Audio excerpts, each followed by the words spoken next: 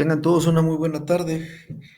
Ya vi que algunos empezaron a resolver el laboratorio. En este momento lo he cerrado, pero lo vamos a volver a abrir para que ustedes puedan trabajar. Solo vamos a tener 10 minutos hoy para eso.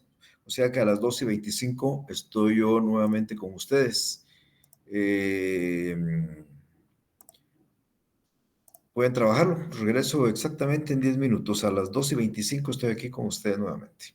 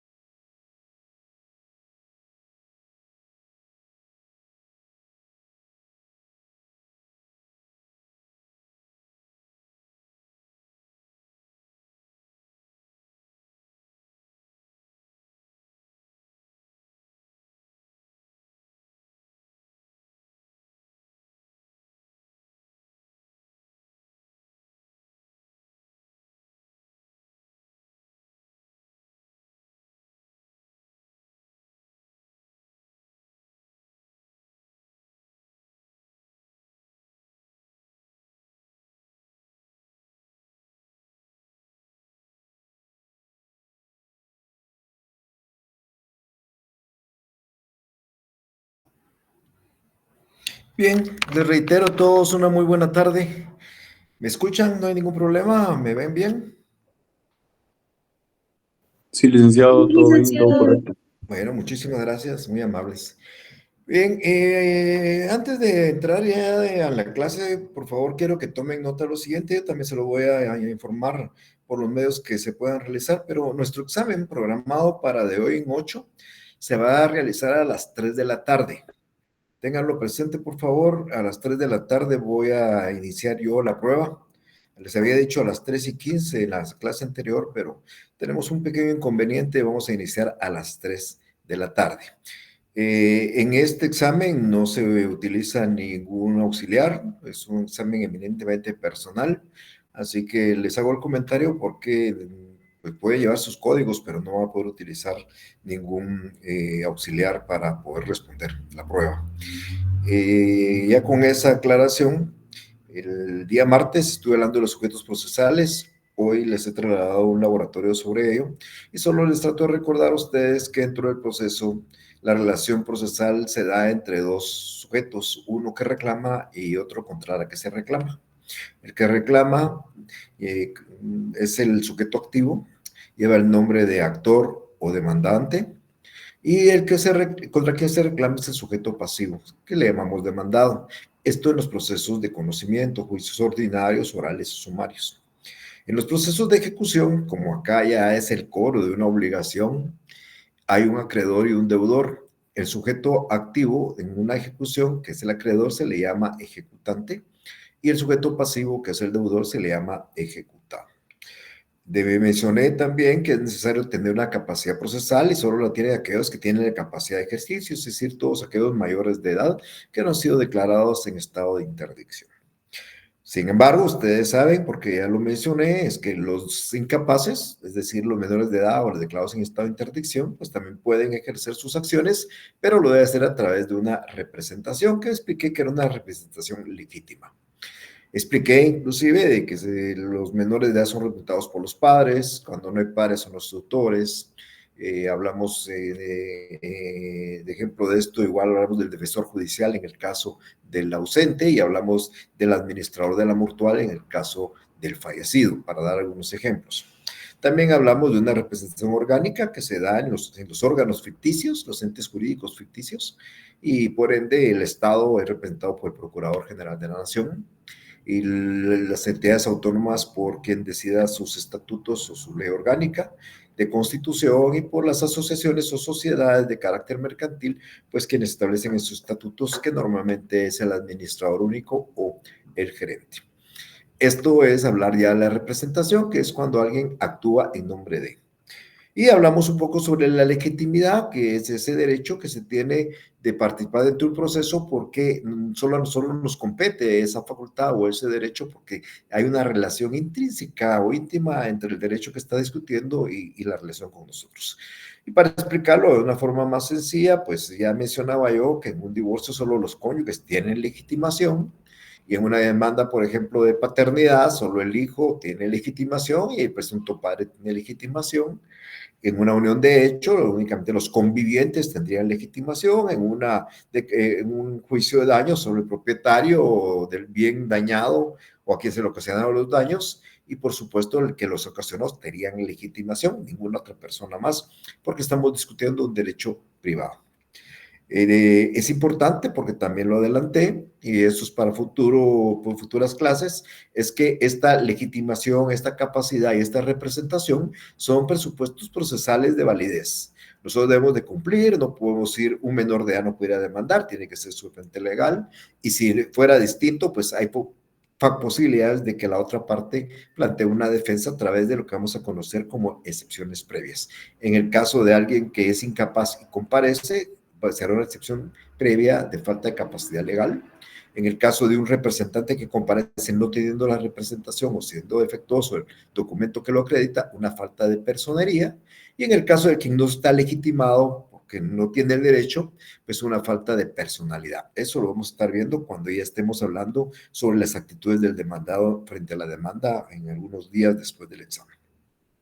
Concluimos en que los procesos operadores sujetos procesales pueden actuar en forma conjunta, y esto le llamamos litis consorcio, Y hay un litisconsorcio activo, un litisconsorcio pasivo y un litisconsorcio mixto, dependiendo de quién es, donde hay una pluralidad de partes. Si son más actores, un solo demandado, entonces en su litisconsorcio activo. Si son varios demandados, un solo actor, litisconsorcio pasivo. Y si son varios demandados y varios actores, un litisconsorcio mixto.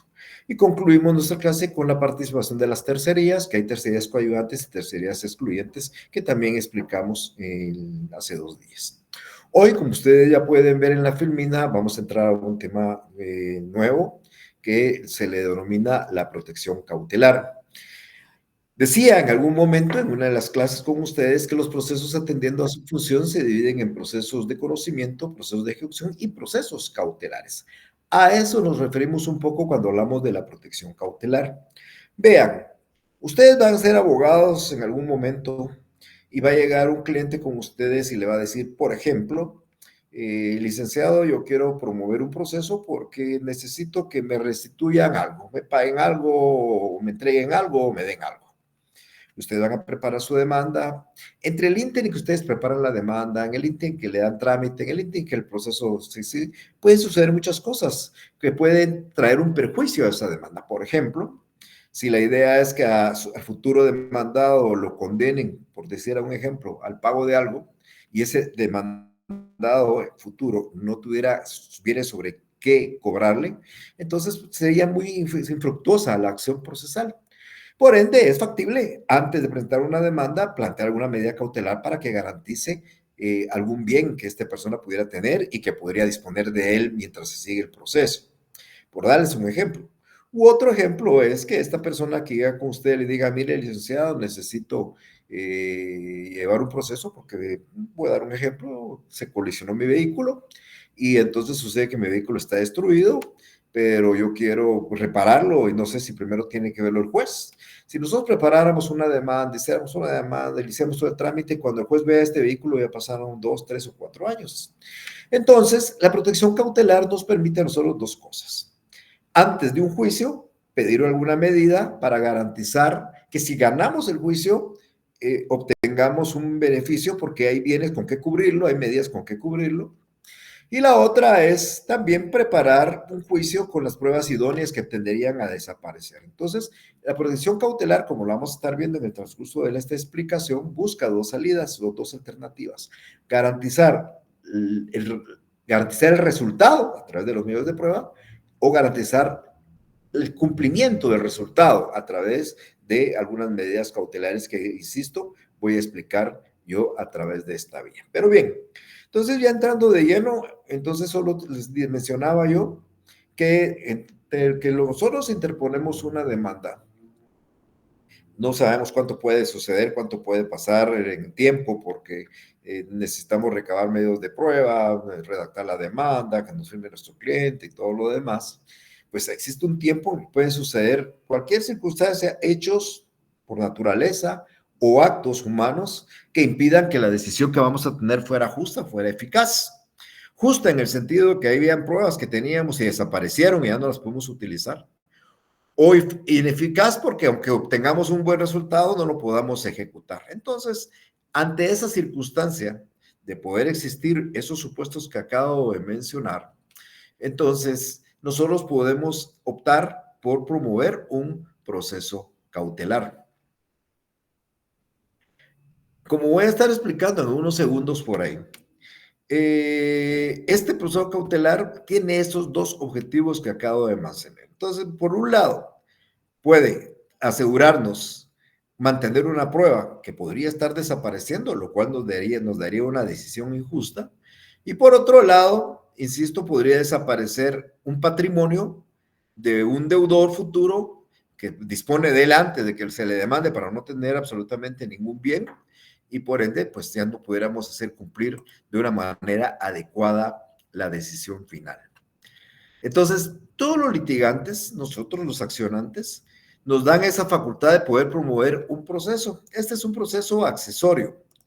Y cuando digo un proceso accesorio, este proceso que vamos a hablar, proceso cautelar, normalmente depende de la existencia de un proceso principal. Y lo podemos promover de 2 maneras. Normalmente, y lo lógico, es promoverlo antes de presentar una demanda. Si yo quiero presentar una demanda para reivindicar la propiedad, pues antes de presentar la demanda, pues pido una medida cautelar para que se anote en el registro de la propiedad que ese bien está en discusión, por ejemplo. Se me ocurre.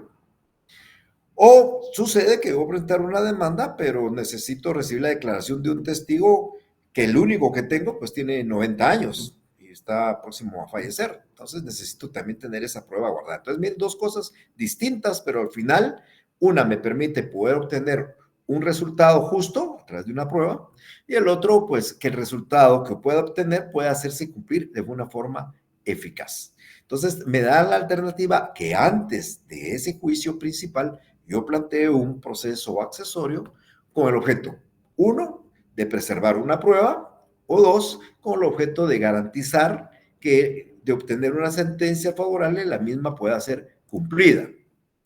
Aquí vamos a hablar de muchísimas cosas en relación a eso.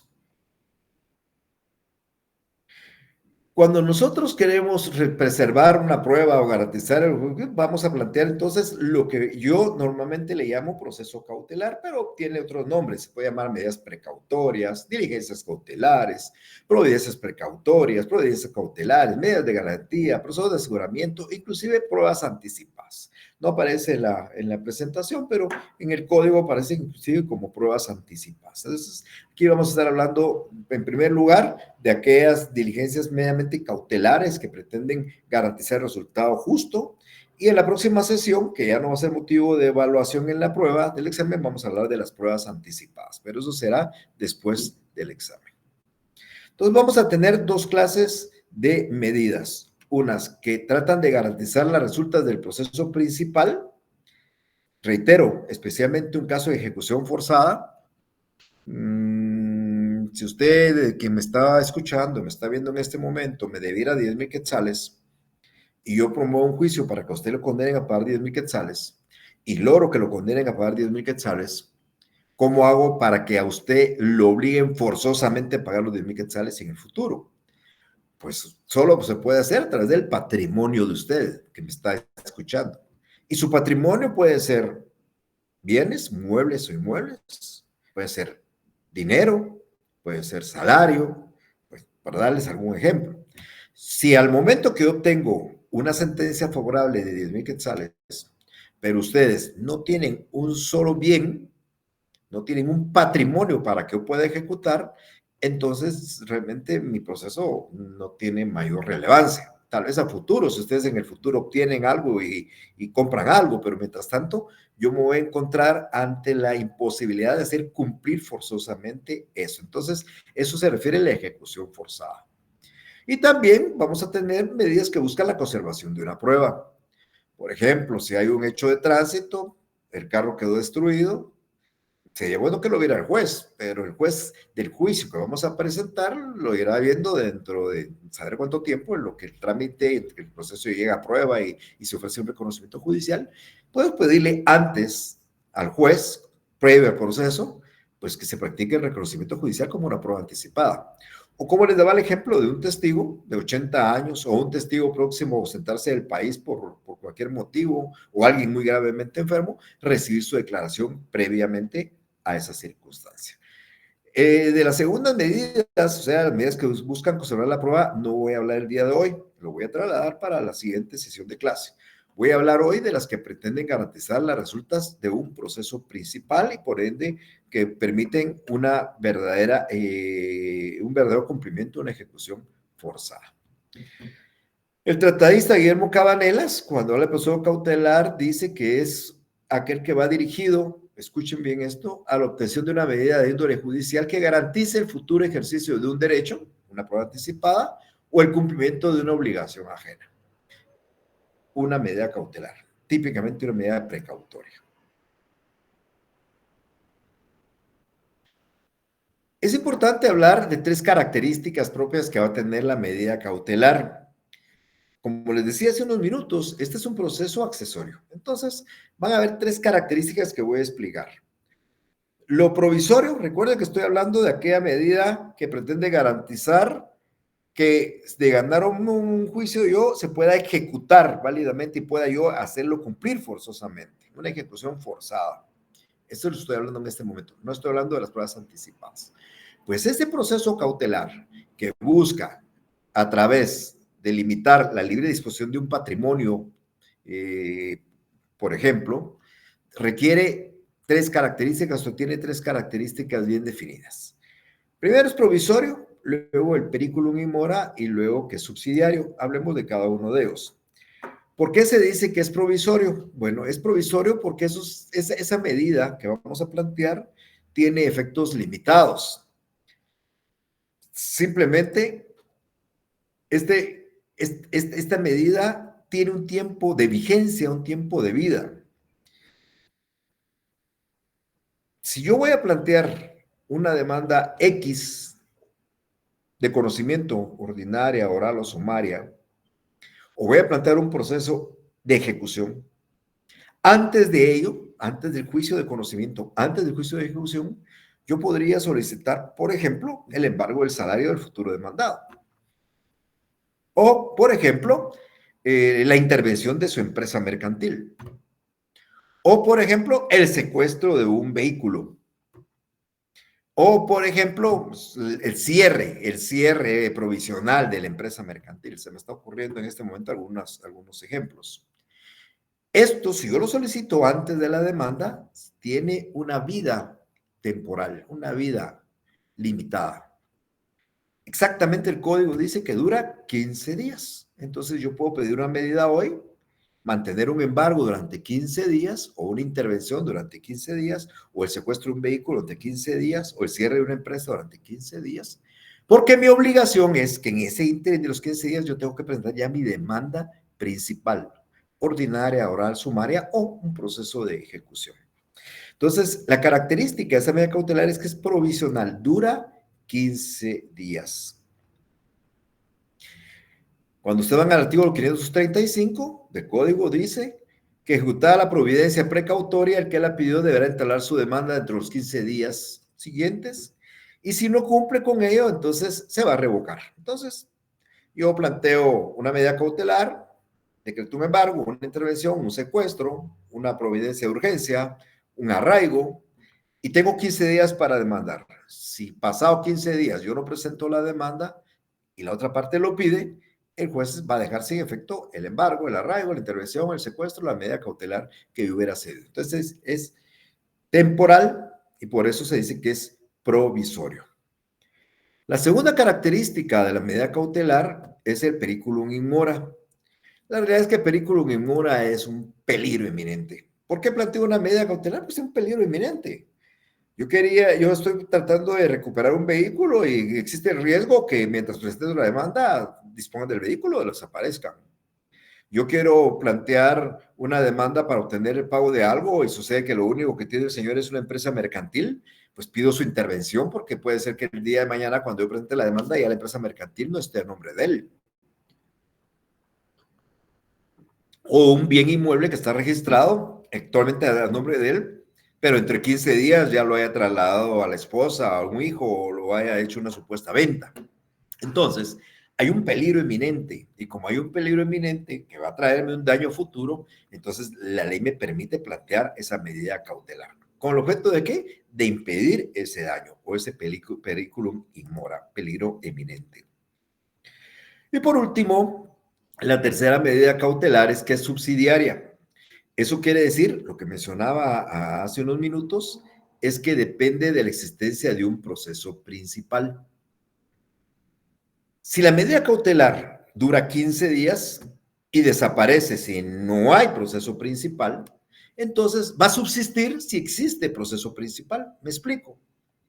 Hoy estamos hablando que es 20 de febrero. Yo hoy tengo una medida cautelar de embargo, hoy 20 de febrero.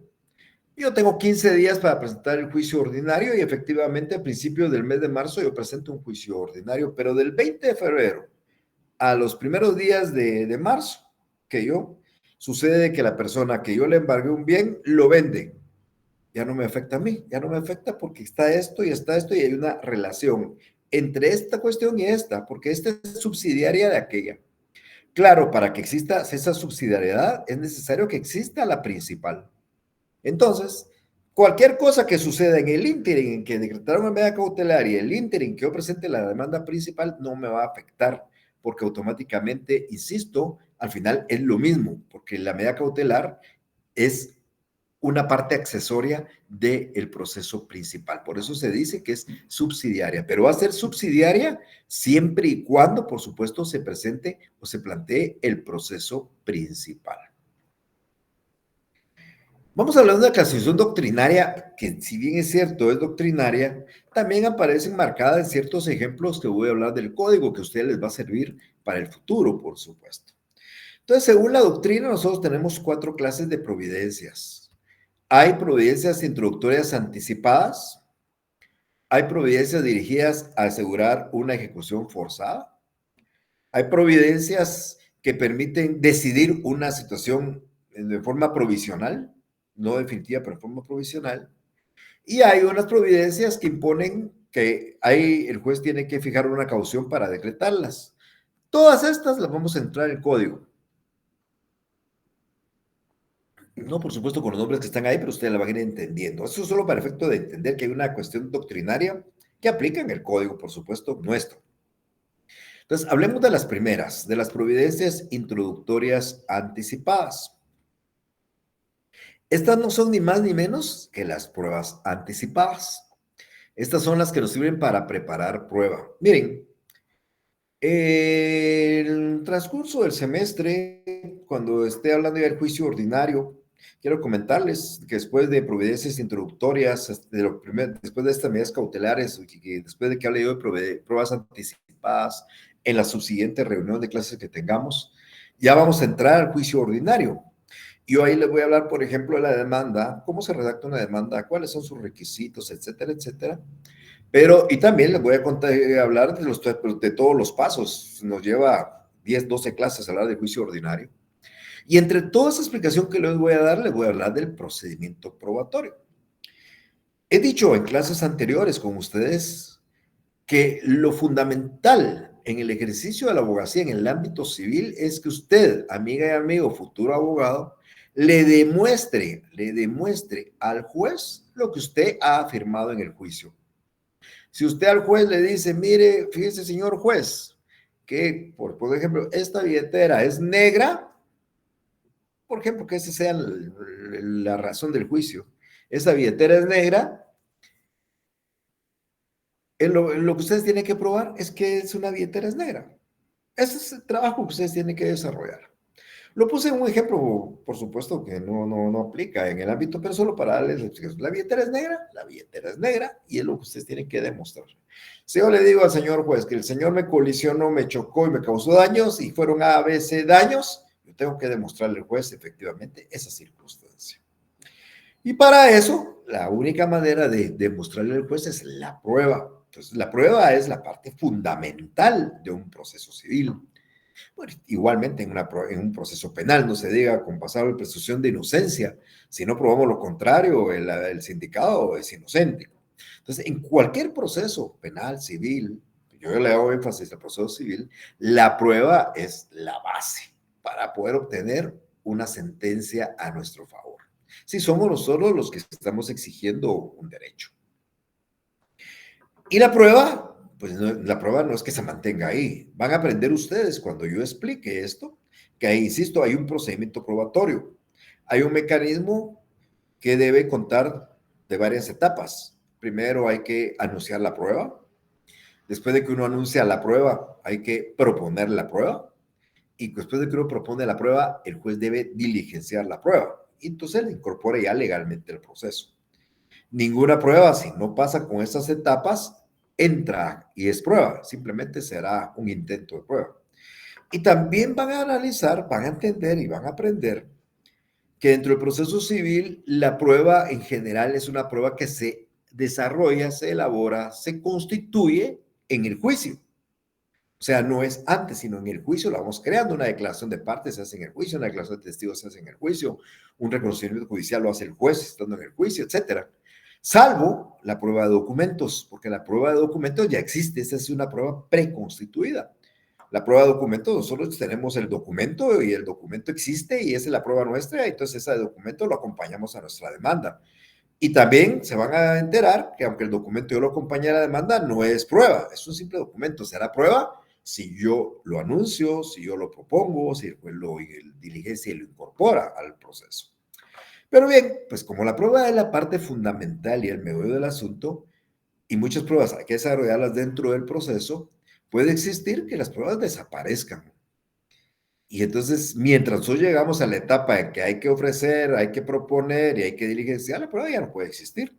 Y entonces les decía a ustedes que quiero presentar un testigo que tiene ahorita 80 años y digamos, se me puede morir en cualquier momento y estoy iniciando un juicio que cuando lo llamen a la declarar, de repente ya pasaron 6 meses, 1 año o 2 años. Como consecuencia de eso, es necesario recibir la declaración de testigo antes. Quiero hacer un reconocimiento judicial porque sé que acá sí se va a caer en la casa del vecino. Si yo espero a que el juez a presentar una demanda y llegue la etapa para el reconocimiento, para el procedimiento de prueba, se va a caer la casa. Entonces lo puedo hacer antes. Esas son las pruebas anticipadas a las que me voy a referir en una siguiente sesión, pero que adelanto en este momento y que la doctrina dice que son providencias introductorias anticipadas. Además, encontramos algunas providencias que tratan de asegurar una futura ejecución forzada. El cumplimiento de un proceso de ejecución. Vean, cuando yo hable de las ejecuciones, eso va a ser el semestre entrante, les voy a explicar que para que usted promueva una ejecución requiere 3 requisitos. El primer requisito es que tenga un título de ejecución. Si no tiene título de ejecución, no hay ejecución.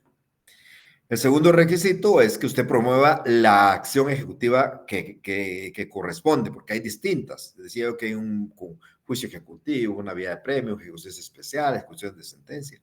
Entonces, dependiendo de ustedes, del título que tengan, dependiendo de la obligación que contiene ese título, así ustedes tienen que promover la acción que corresponde. El segundo elemento es la acción ejecutiva.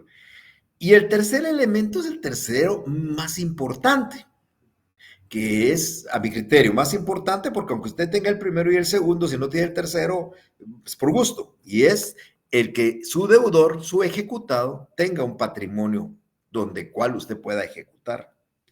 Porque si la persona a usted le debe dinero, pues ¿cómo se puede hacer para que si le deben 10, usted se haga contento? Es para que le paguen 10.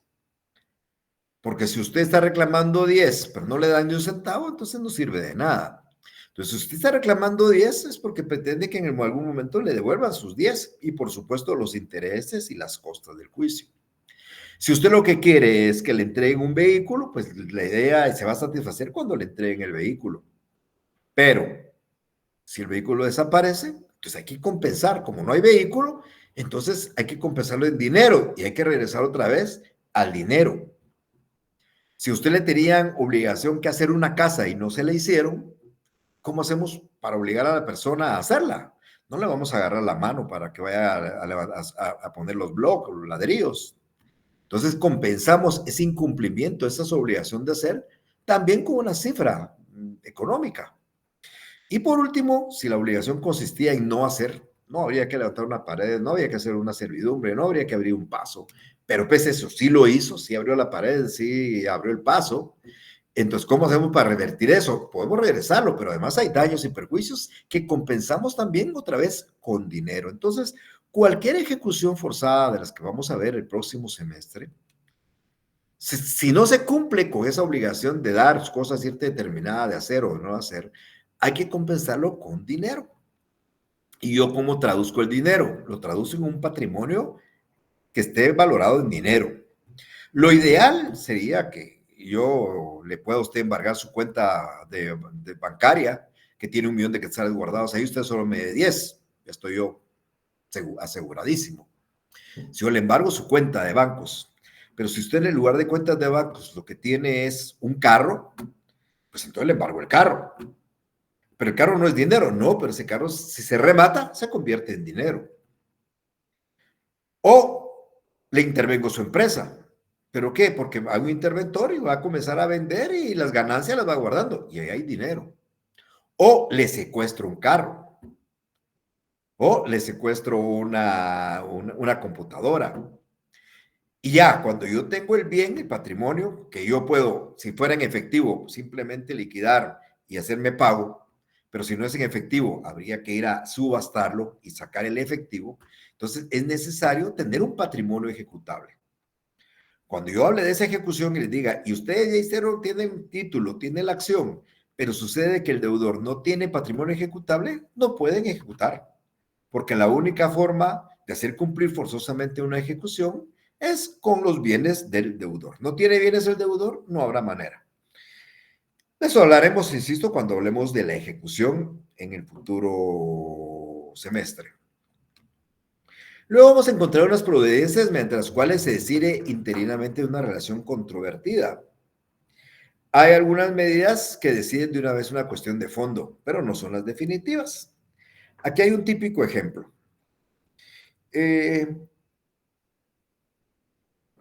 También el semestre entrante vamos a hablar del juicio de alimentos. El juicio de alimentos se tramita por la vía del procedimiento oral. Yo quiero plantear alimentos porque una de mi clienta pues quiere alimentos para ella y sus 2 hijos. Hablé con ella y ella dice que el señor gana 10,000 quetzales y que ella quiere que le dé 4,000. 1,000 para ella y 1,500 para cada uno de sus hijos. 4,000 quetzales. Yo voy a plantear una demanda para que se fije en sentencia 4,000 quetzales. Pero aquí en este juicio oral hay una providencia donde el juez provisionalmente decide el monto. Porque si esta demanda de juicio oral no durara 1 año, 2 años, 3 años, ¿de qué van a vivir la gente que necesita sus alimentos? Entonces el juez, cuando le da trámite a la demanda de alimentos, ahí fija provisionalmente ya el monto de la pensión. Si yo le pedí 4,000, de repente me pone 4,000 provisionales, o pone 3,000, o pone 2,000, pero ya la persona del demandado está obligada, mientras el juicio dura, a proporcionar esa pensión. Y aquí encuadra exactamente esta, porque es una medida que está decidiendo en forma provisional el fondo, pero no es en forma definitiva. Porque esos 2,000 que fijó ahorita provisional, puede ser que al final sean 4,000 o que al final sean 1,000, eso ya no importa. Pero mientras tanto, hay una decisión del juez que habrá que cumplir durante el tiempo que dura el proceso. Eso pasa principalmente y aparece principalmente en el juicio oral.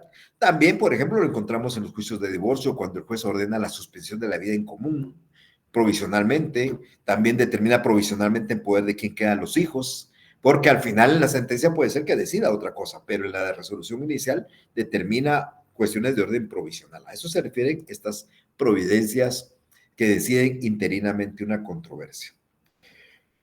Y por último, van a haber unas providencias que requieren de una constitución de garantía. Aquí hago un paréntesis y hago énfasis en que la mayoría de providencias que ustedes presentan previo a un juicio, todas las providencias, hay que garantizar. Solo en asuntos de familia no hay que hacerlo, pero en cualquier asunto sí. Si usted quiere pedir el arraigo del demandado antes de presentar la demanda como una cuestión previa, el juez le va a pedir una garantía, que normalmente es económica. Usted quiere pedir el embargo de la casa del que va a demandar en el futuro, el juez le va a decir constituye una garantía. Y reitero, normalmente es económica. Lo que dice la ley es que debe ser entre un 10 y un 20% de lo que uno va a reclamar. Por ejemplo, si yo voy a plantear una demanda de 100,000 quetzales, pero antes de plantear la demanda de 100,000 quetzales pido una medida de embargo, el juez me va a decir, bueno, le voy a dar el embargo, le vamos a embargar la casa al futuro demandado, pero como su demanda es de 100,000, el juez me puede fijar entre el 10 y el 20, o sea, 10,000 quetzales, 11,000 quetzales, 12,000, hasta 20,000, para que yo lo deposite en la tesorería y solo caucionando, solo garantizando, me va a dar la medida. Eso se hace porque, lógicamente, eso puede traer daños y perjuicios a quien se le está embargando un bien o se le está limitando en algunos de sus aspectos patrimoniales. Entonces, normalmente las medidas cautelares previamente a la demanda hay que garantizarlas con, valga la redundancia, con una garantía. También es importante indicarles que estas medidas cautelares también las puedo pedir junto con la demanda. Cuando yo presento una demanda de divorcio, una demanda ordinaria, una demanda oral, una sumaria, ahí puedo pedir medidas cautelares. O sea, el embargo que pude pedido antes, lo puedo pedir con la demanda. ¿Cuál es la diferencia? Si lo pido antes, tengo que pagar una garantía. Si la pido con la demanda, ya no tengo que constituir ninguna garantía, salvo que la otra parte exija que se constituya. Entonces, antes de la demanda, el juez me va a decir, se la voy a dar, le voy a dar el embargo, le voy a dar la intervención, pero usted tiene que depositar tanto en la tesorería. antes. Si lo hago con la demanda, el juez no me lo va a pedir, pero por otra parte podría pedirle al juez que me lo fije. Eso ya es una cuestión de la parte contraria. Entonces, normalmente las medidas previas, cautelares previas, necesitan de la constitución de una garantía, que es normalmente económica. Puede ser una hipoteca, puede ser una fianza, pero normalmente es económica.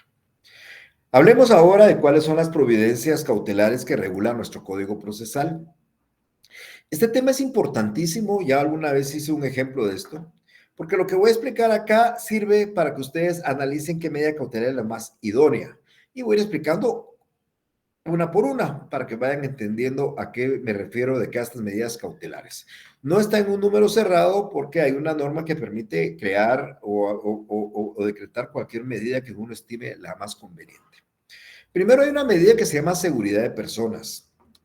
Quiero hacer énfasis que esta, aunque es una ley que está vigente, procesal que está vigente, ya no es positiva. Porque la seguridad de personas lo que hacía era proteger a una persona que tenía malos tratos o por actos reprobados por la ley y protegía. Entonces, ¿qué hacía el juez? Cuando hubiera providencia de seguridad de personas, el juez se constituía en la casa de la persona, miraba su situación y ordenaba su traslado a otro hogar para protegerla. ¿Por qué ya no tiene mucho efecto esto? Porque hay una ley que se llama, que en términos generales el nombre exacto ahorita no lo recuerdo, pero es la ley de violencia intrafamiliar. Hay una ley de violencia intrafamiliar que establece una serie de medidas que el juez decreta para asegurar, valga la redundancia, la seguridad de cualquier persona. Y aquí las medidas son más amplias. Puede ordenar al presunto agresor que salga de la casa, le puede comisar el arma, le puede ordenar dar elementos provisionales, le puede prohibir que se acerque a cierta distancia del hogar. Entonces, esas medidas son más eficaces que esta que estaba en el código del año 1964. La ley de violencia intrafamiliar es de los años 90. Entonces, esto dejó de cierta forma de tener mucha utilización porque es más efectivo utilizar la ley de violencia intrafamiliar, que como les digo, tiene medidas cautelares que se solicitan en caso de que se dé una situación de estas que busque proteger a una persona de malos tratos o de actos reñidos con la ley. Posteriormente tenemos una medida cautelar que se llama el arraigo. Ustedes han oído hablar de eso. De repente alguno de ustedes también la ha padecido. Normalmente cuando uno tiene algún problemita en los tribunales y casualmente sale por el aeropuerto, tiene el temor que en el aeropuerto le digan, bueno, a muchos se los han dicho, ¿verdad? En la mera entrada de migración, cuando uno está chequeando su pasaporte, le diga el delegado de migración, mire, usted no puede salir porque tiene una orden de juez para que no salga del país, que se llama arraigo. Esta es una medida personal, esa afecta directamente a la persona. Pero ¿qué es lo que se busca con ella? Es que la persona no abandone el país. El arraigo penal pues, es más delicado, porque el arraigo penal sí, lógicamente, es para que la persona no abandone el país, pues, tiene un proceso penal y de repente hasta una orden de captura. En el proceso civil no es tan así. El proceso civil, la idea es, bueno, yo lo voy a demandar a usted, usted se va, yo sé que el futuro demandado se va a ir al país porque se va a ir a estudiar, dentro de un mes sale para París, o se va a ir a trabajar, dentro de un mes va a trabajar y yo quiero demandarlo. Si la persona se va del país y yo no lo puedo emplazar, ya tengo problemas, porque entonces voy a tener que recurrir a nombrar un defensor judicial porque está ausente y me va a llevar todo ese. Entonces yo, para evitar que se vaya del país, yo planteo el arraigo. Pero el objetivo del arraigo no es usted ahora ya no puede salir, no, el objetivo del arraigo es, bueno, usted no puede salir, pero si usted nombra a un mandatario con facultades suficientes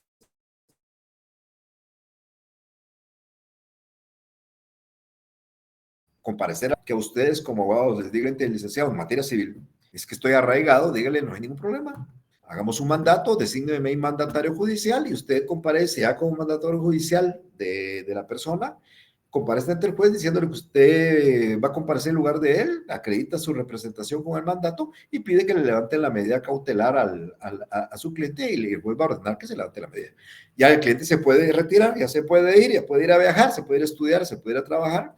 ¿Por qué razón? Porque ya hay alguien que lo represente en el juicio, porque lo que buscamos es que no se vaya del país sin dejar a alguien que lo represente en el juicio. Para eso sirve la medida cautelar de arraigo.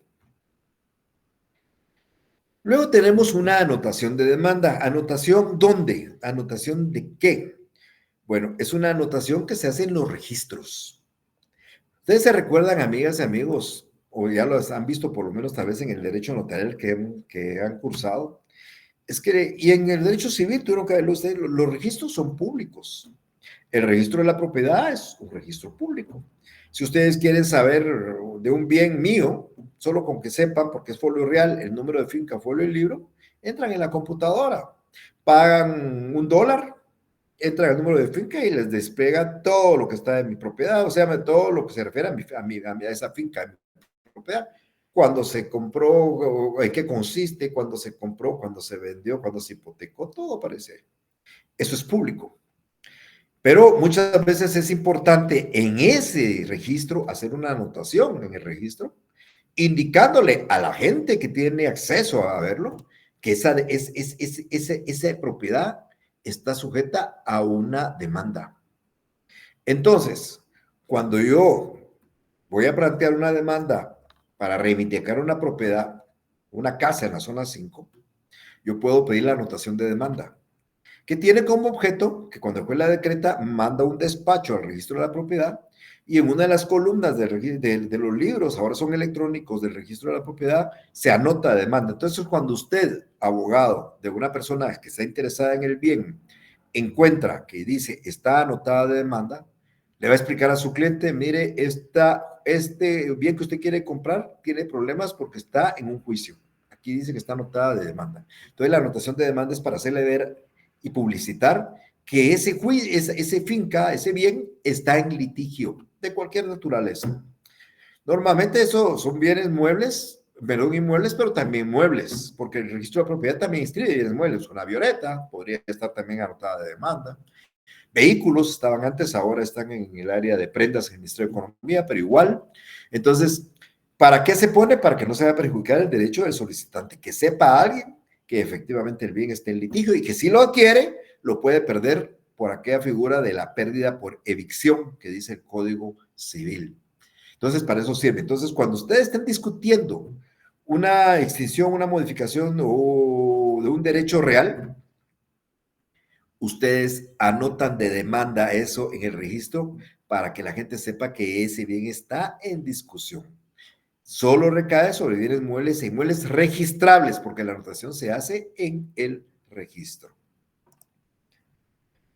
Luego tenemos una medida mucho más amplia, también es limitativa, de la libre disposición de un bien, que es el embargo. Este recae sobre cualquier bien mueble o inmueble registrable o no registrable. Ustedes pueden embargar un inmueble en el registro de la propiedad, como pueden embargar un bien mueble que no está registrado. Entonces, se puede hacer la limitación. ¿Cuál es la diferencia entre la anotación de demanda y el embargo? Por ejemplo, de los bienes registrados. Que si ustedes van al registro de la propiedad y miran una finca y la finca dice anotada de demanda por orden del juez tal, y dice embargada por orden del juez tal, implica que está anotada de demanda porque el bien está en discusión. Y si es embargada, implica que está limitada su disposición porque ese bien, no es que esté en discusión, sino ese bien puede constituir patrimonio ejecutable para una futura ejecución.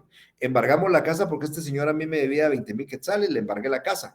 Si no me paga, el día de mañana vamos a rematar la casa y con lo que se obtenga me van a pagar los 20,000 quetzales. Entonces, el embargo lo que hace es limitar el poder de disposición de un bien mueble y un mueble, pero la idea es que tengamos un patrimonio ejecutable al futuro para poder satisfacer una deuda económica, que ya expliqué hace unos minutos, puede ser por una deuda efectivamente económica o por una obligación de dar, hacer o no hacer que no se cumple y que se traduce después en compensación a una deuda económica.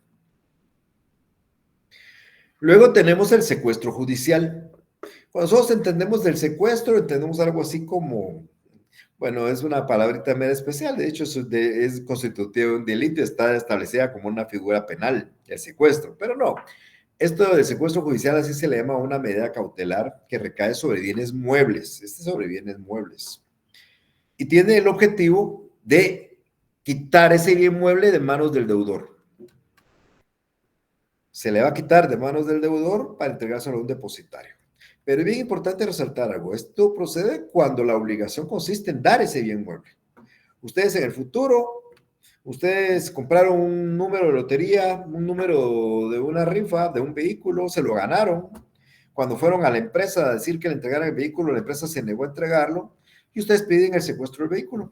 Ese vehículo, ustedes lo quieren para ustedes porque ustedes se lo ganaron y tienen que entregarse. Ustedes piden el secuestro del vehículo y lo van a ir a secuestrar y lo van a dejar en un depositario mientras se decide el juicio para que al final se decida si hay que entregárselo o no hay que entregárselo a usted. Pero lo importante que hay que tomar en cuenta es, primero, que es sobre un bien mueble que se le va a ir a quitar al deudor. ¿Por qué deudor? Porque es el que debe. Eso es lo que debe. Debe un bien, una computadora, una enciclopedia, una bicicleta, una motocicleta, un vehículo, un bien mueble. Y entonces se le va a quitar para trasladarlo y dárselo en depósito, valga la redundancia, a un depositario. Entonces yo tengo un título de una obligación de alguien de entregarme un vehículo que yo le pagué, pero no me lo ha querido entregar.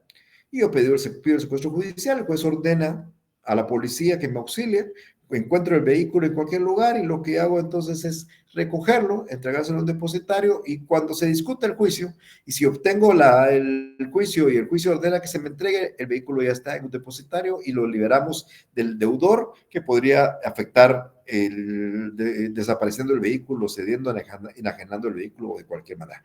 Esa es la figura del secuestro judicial. Igualmente tenemos una medida que le llamamos intervención. El Código de Comercio regula mucho esta medida que le llaman embargo con carácter de intervención, pero realmente en el Código Civil, Procesal Civil le llamamos intervención. ¿Cuáles son las características de esta medida? Miren, pues, si ustedes van a demandar a una persona, vamos a poner al marchante S.A. o a la tienda de mi barrio, la que está ahí en la esquina de su casa. El dueño de la tienda de mi barrio les debe a ustedes dinero y ustedes pues quieren ver qué hacen y lo único que tienen es la tienda, pues ustedes no van a pedir el embargo de los Turtrix, el embargo de las Pepsi-Colas, de las Coca-Colas, de los chicles. No es factible eso. Lo que ustedes piden es la intervención. ¿Cuál es el objeto de la intervención? Es que el juez nombre a un auxiliar que se llama interventor para que sea él el que vaya a tomar la caja y el negocio. Él se encarga como que fuera el dueño. Va a ir el interventor a la tiendecita, ahí va a abrirla a las 6 de la mañana, la va a cerrar a las 8 de la noche, va a ver qué es lo que ingresa, lo que va entrando lo va guardando la intervención, si hay que comprar va a poder comprar, si hay que nombrar gente habrá que podrá nombrar, pues, él se convierte en como que fuera el propietario, en lugar del propietario. Va a administrar la empresa, recae sobre empresas mercantiles, recae sobre fincas en producción.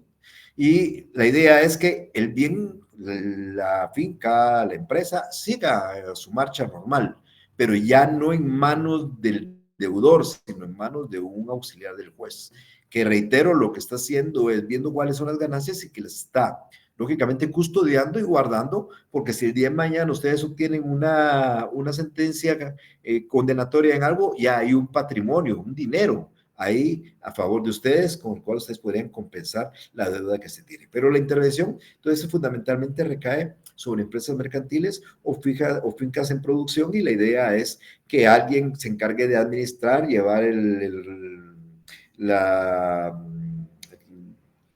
empresa como que estuviera funcionando con toda normalidad, pero lógicamente, reitero, no en manos del deudor, sino en manos de un auxiliar del juez llamado interventor. Las medidas cautelares que he estado platicando no son cerradas.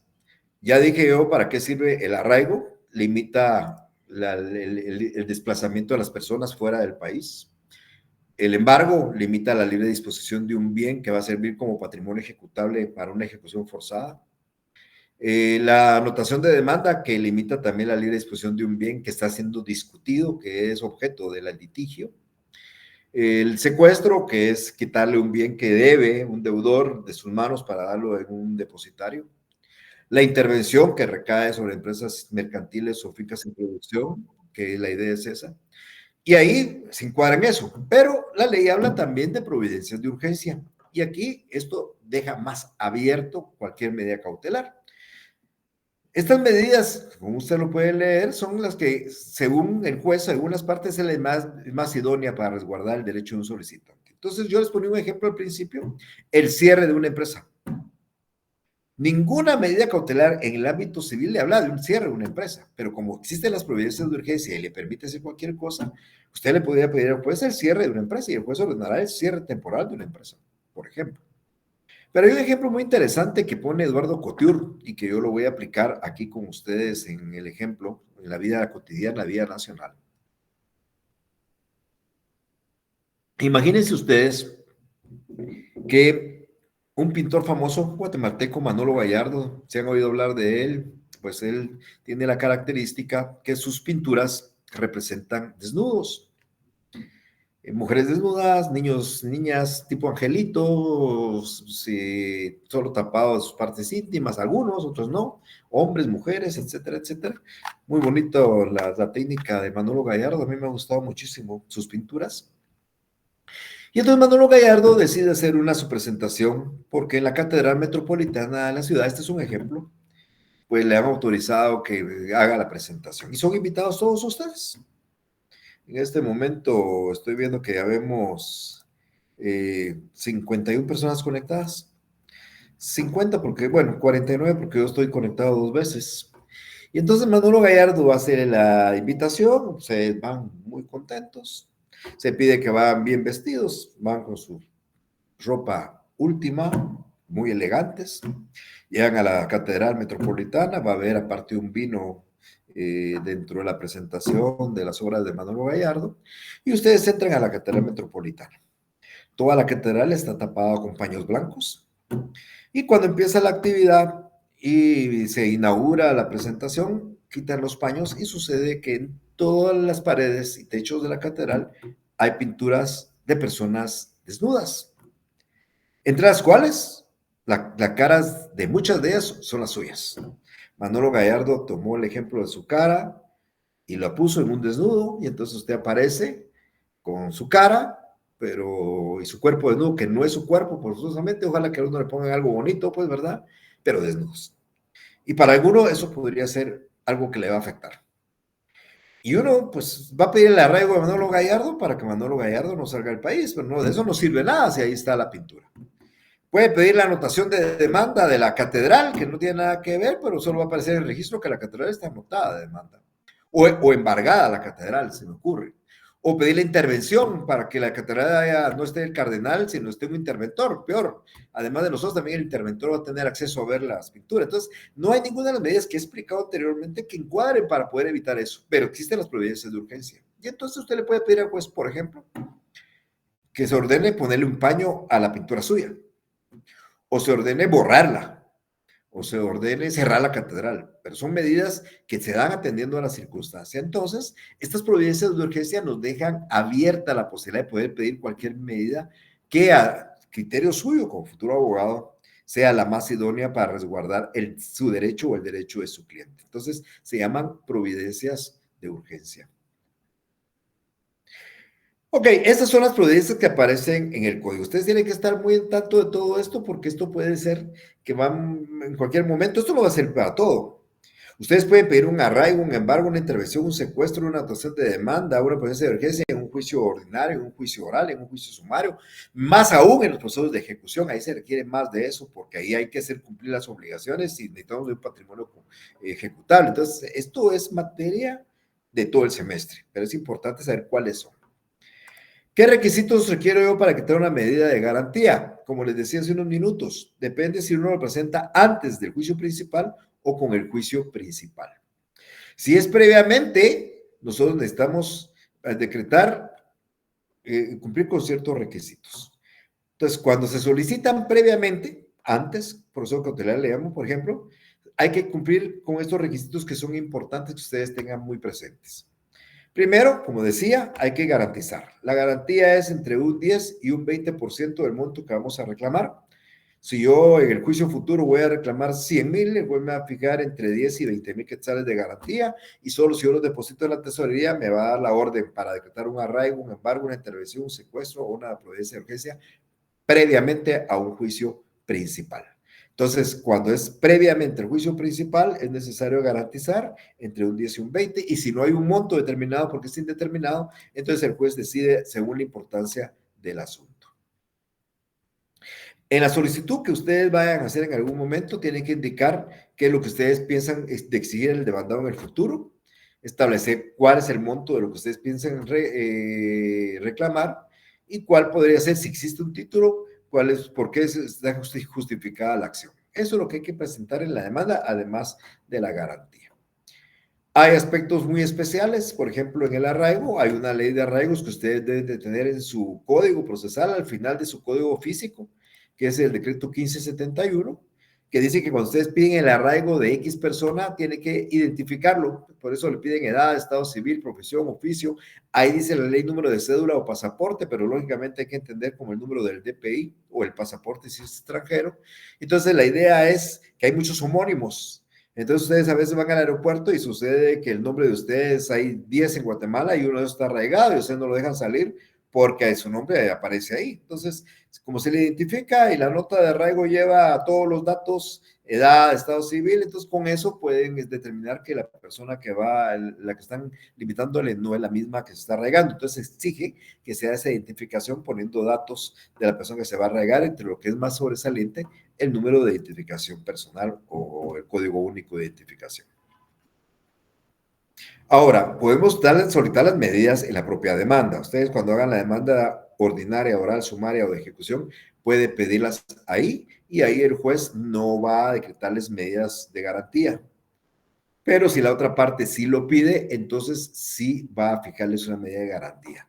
Esto va a suceder normalmente, por ejemplo, en caso de embargo o secuestro, en alguna otra medida, reitero, pero no la va a exigir el juez. Entonces, la diferencia entre pedir la medida cautelar antes de la demanda o con la demanda es que antes hay que obligadamente garantizar, salvo los juicios de familia donde no se exige garantía. Ustedes pueden plantear un juicio de familia cualquiera y pueden pedirlo antes o durante, que no van a tener que garantizar absolutamente nada.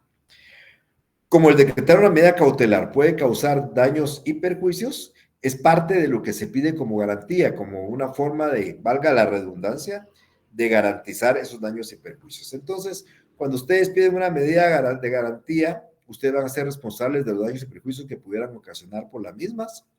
Igual van a tener que pagar costas procesales. Si ustedes, por ejemplo, no plantean la demanda dentro de los 15 días siguientes o la medida revocada. Entonces, es bien importante. Yo pido un arraigo hoy, en 15 días presento mi demanda ordinaria, oral o sumaria. Hoy planteo un embargo, pago la garantía y 15 días para plantear mi demanda principal.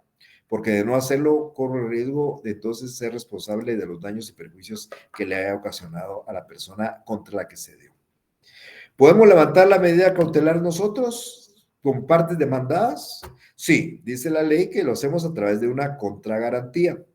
Entonces, el día de mañana, ya dije qué pasa con el arraigo. Si ustedes les decretan el arraigo, ustedes presentan un mandatario y el mandatario se queda en lugar y el juez levanta el arraigo y su cliente se puede. Pero si fuera medida de embargo, secuestro, anotación, ustedes pueden pedirle al juez que les fije a ustedes una garantía, ustedes demandados o futuros demandados, una garantía que puede ser una hipoteca, una fianza o una prenda, y el juez puede quitar, y si usted constituye la garantía, el juez va a levantar la medida. Lo que pasa es que lo importante es que quede garantizado de cualquier manera. Entonces, ustedes les embargaron su casa y quieren evitar el embargo de su casa, le ofrecen al juez una hipoteca sobre otro bien, o una fianza, un fiador o una prenda, y su juez lo acepta y ustedes lo garantizan, el juez va a levantar la medida de embargo sobre su casa o la anotación de demanda sobre su casa, pero se sabe que ya hay una garantía para resguardar cualquier futura eventualidad de daños y todo. Entonces, eso es lo que hoy quería hablarles a ustedes sobre las medidas cautelares. Si ustedes se dan cuenta, lo mío normalmente es teórico. Lo práctico lo vamos a estar viendo ya cuando empecemos a ver un poco la demanda y cuando sean actividades eminentemente presenciales, pero esto es tal vez lo más importante de eso. Hago un resumen muy rápidamente entonces de lo que acabamos de hablar. Tenemos las medidas cautelares como un mecanismo para garantizar las resultas o el resultado de un juicio futuro. Pruebas anticipadas, vamos a ver el próximo semestre, la próxima sesión, y ahorita en este momento estamos hablando de aquellas que garantizan que de obtener un buen resultado tengamos un patrimonio ejecutable con que cumplir. Las medidas cautelares que requieren 3 características importantes. Primero, son provisionales, duran un tiempo, 15 días. Segundo, es necesario que exista un peligro eminente, un periculum in mora.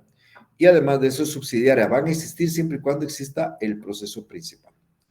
Las medidas cautelares que el Código Procesal Civil regula, lo regula en el libro quinto del Código Procesal, por ahí porque al quinto 520 y pico, en adelante va a encontrar usted las medidas cautelares.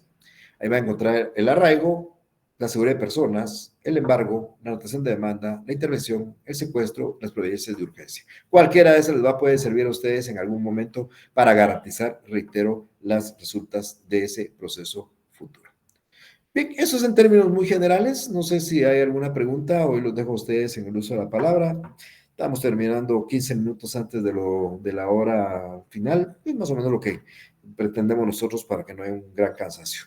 Además de eso, pues solamente les recuerdo, dentro de 8 días estamos a las 3 de la tarde ahí en el salón de clases para hacer su primer prueba parcial. ¿Alguna pregunta, por favor? Pueden preguntar lo que ustedes quieran.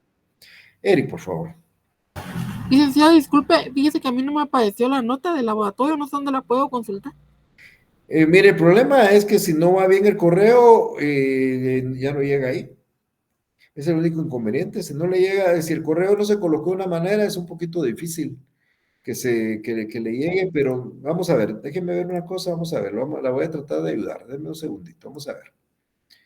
Así rápidamente.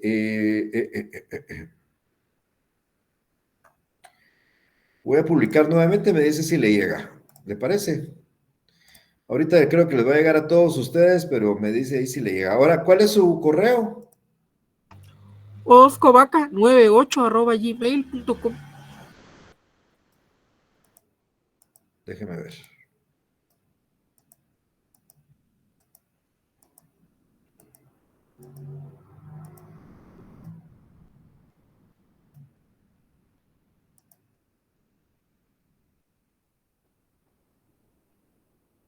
Repítamelo, por favor. oscovaca98@gmail.com. Oscovaca98@gmail. 8 puntos tiene. Aquí aparece bien. Se la voy a publicar solo a usted. Vamos a ver si le llega, pero de repente solo que aparezca en otro lado, pero aquí se lo acabo de enviar nuevamente, ya van 2 veces. Pero aquí tengo yo y tiene 8 puntos sobre 10. ¿Alguien más? ¿Alguna pregunta de lo que quieran ustedes? Licenciado, buenas tardes. Sí, Daniel. Hasta la protección cautelar estaríamos concluyendo con los temas para el primer parcial.